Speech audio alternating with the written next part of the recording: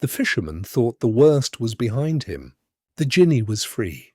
The bargain struck. But the 4 strange fish he carried to the Sultan's palace were about to crack open a secret older than the kingdom itself. Welcome back to Nightfall Tales. When we last left the shore, a poor fisherman had hauled a sealed jar from the sea, loosed a vengeful jinni, and, by his wits alone, won back his life and a promise of reward. The spirit led him to a hidden lake, ringed by 4 coloured hills, and bade him cast his net. 4 fish came up, 1 white, 1 red, 1 blue, 1 yellow, unlike any fish in any sea. The fisherman did not know it yet, but those fish had once been people, and tonight a sultan is going to learn why. The fisherman carried the 4 fish to the sultan's court, and the sultan, who had never seen their like, filled the man's hands with gold and sent the catch to the royal kitchen. But when the cook laid the fish in the hot pan, the kitchen wall split open, as if cut by a knife. Out of the crack stepped a beautiful maiden veiled, and she leaned toward the pan and spoke to the fish as if they could hear her. "Are you still true to your promise?" she asked. And the 4 fish lifted their heads from the burning oil and answered her. The maiden overturned the pan and vanished into the wall, and the fish were charred black. When it happened a second time, before the trembling vizier's own eyes, the sultan stopped thinking of a meal. He began to think of a mystery. The sultan summoned the fisherman and asked one question: where did these fish come from? The man led him out past the city gates, a short ride only, to a lake set among 4 bare hills. The sultan stood at the water's edge and felt the hair rise on his arms. He had ruled this land all his life. His father had ruled it before him, and not one of them had ever known that a lake lay this close to the capital, full of fish that spoke. He told his vizier he was riding out to hunt, and he ordered the man to cover for him at court. Then, alone, telling no one his true purpose, the sultan set off to find the heart of the mystery. He had not gone far when a palace rose before him out of the dusk, black stone towering, its great doors standing open. He called out. No one answered. He stepped inside and found halls of gold and silver, fountains run dry, lamps still burning, and not one living soul. He walked deeper into the silence, and then he heard it, a sound of weeping, low and broken, coming from within. He followed it through chamber after chamber until he reached a hall where a young man sat upon a dais, dressed in the robes of a king, beautiful and pale. The sultan moved to greet him and stopped. From the waist up, the young man was living flesh. From the waist down, he was solid black stone. "Forgive me that I cannot rise to honor you," the young man said. "I am held here by more than grief." And he told his story.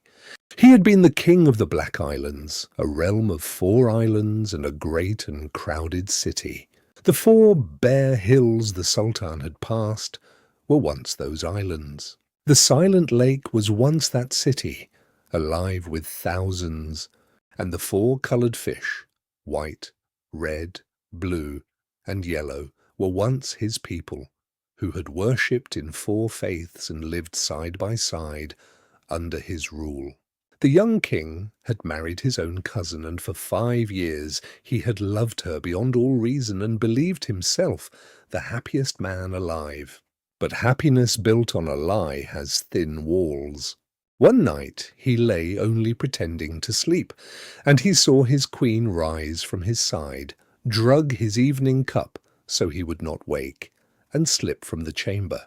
He followed her through the dark of the palace and out into the city, and there he learned the truth. She kept a secret lover, and she tended that man with a devotion she had never shown her husband. Something broke in the young king that night. In grief and fury he struck the lover down, but his hand faltered, and he did not kill him. He left the man hanging between life and death, neither living nor gone. And that, he would learn, was the worst mistake of all, for his queen was no ordinary woman. She was a worker of dark magic, and her revenge was patient and total. She enchanted her husband as he slept, turned him to cold stone from the waist down, so he could never rise, never flee, never reach her. Every dawn she came to him and lashed his living half until the blood ran, and then she went weeping to the bedside of the lover he had wounded. His city she sank beneath the waters of a lake. His thousands of subjects she changed into fish, white for one faith, red for another, blue and yellow for the rest. His 4 islands she folded down into 4 barren hills, and she set him here in this hollow palace alone in the dark, year upon year, to weep where no one would ever hear. The Sultan listened, and his pity turned to cold resolve. That night he went quietly to the domed tomb where the sorceress kept her ruined lover. He found the man more dead than alive, ended his long half-life, and hid the body away. Then he wrapped himself in the lover's clothes, lay down in the lover's place, and waited. Before dawn the sorceress came, fresh from torturing her husband, and spoke to the shape on the bed. In a strange, broken whisper the Sultan answered as if he were her lover. "It is your cruelty," he told her, "the lashing of the king, the cries of his bewitched people drowning in the lake, that keeps me from healing. Set them free, and I will rise and be whole." The sorceress would have done anything to save the man she loved. She ran to the lake shore and spoke over the black water, and the lake gave up its dead. The fish rose and became men and women again. The drowned streets lifted, dripping into the air. The city stood as it had stood before. She returned to the palace and freed the young king from his stone, and for the first time in years he felt his own legs beneath him. The 4 hills unfolded into 4 green islands. A whole kingdom drew breath in a single night, and the sorceress, joyful, hurried back to the tomb to tell her lover the work was done.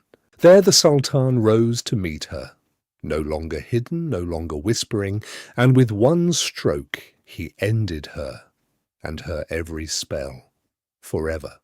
The young king was whole again. His city woke as if from a long and terrible dream, and his people knew nothing of the years they had spent beneath the water. The Sultan, who had ridden out to hunt and found a kingdom instead, had no son of his own, so he took the young king as his heir, and the 2 of them set out together for the Sultan's distant capital, a full year's journey from the Black Islands. And the fisherman, whose 4 strange fish had begun it all, the Sultan did not forget him. His daughters were married into the palace, and his family never knew want again. "And here," said Scheherazade, as the first grey light touched the window, "the dawn overtook me, and I fell silent. But the king, who held her life in his hands, only leaned closer, because she had so much more left to tell. If you would hear the tale she begins next, subscribe and stay with us. The lamp is still lit. The night is far from over.